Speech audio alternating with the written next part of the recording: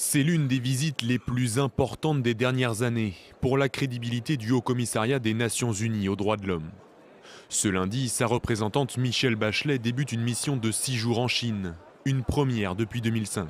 Dans la région du Xinjiang, dans le nord-ouest du pays, elle doit enquêter sur des accusations de détention illégale et de maltraitance à l'égard des Ouïghours. Le but de cette visite est de se focaliser sur un dialogue avec les autorités chinoises, avec un éventail de questions sur les droits de l'homme domestiques, régionaux et mondiaux. Mais déjà des inquiétudes entourent cette enquête sur ce que les États-Unis qualifient de génocide.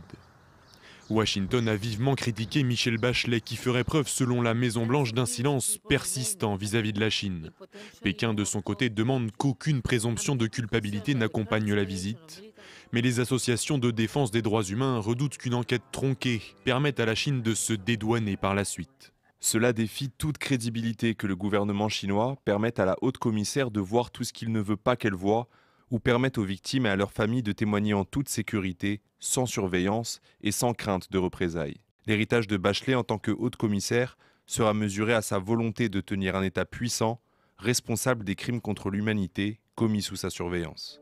En 2018, les Nations Unies ont accusé la Chine de détenir jusqu'à 1 million de Ouïghours dans des camps d'internement, les soumettant à l'endoctrinement politique et même à la torture. Elle est aussi soupçonnée de les enrôler dans des programmes de main-d'œuvre forcée liés à différents secteurs comme le textile ou l'automobile. Pékin rejette ces affirmations et décrit les camps comme des centres professionnels volontaires visant à lutter contre l'extrémisme religieux.